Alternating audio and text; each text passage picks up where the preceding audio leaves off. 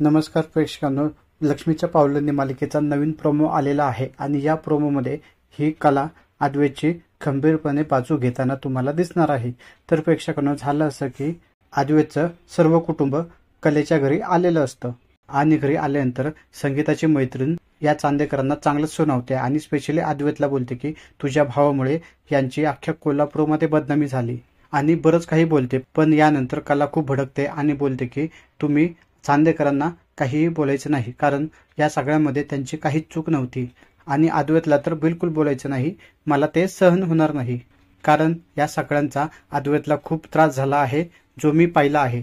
त्यामुळे या सगळ्यांना बोललेलं मी खपवून घेणार नाही असं ठणकावून ही कला संगीताच्या मैत्रिणीला सांगताना आपल्याला दिसते आणि अद्वैतची खंबीरपणे बाजू घेऊन सगळ्यांशी बोलताना आपल्याला दिसत आहे।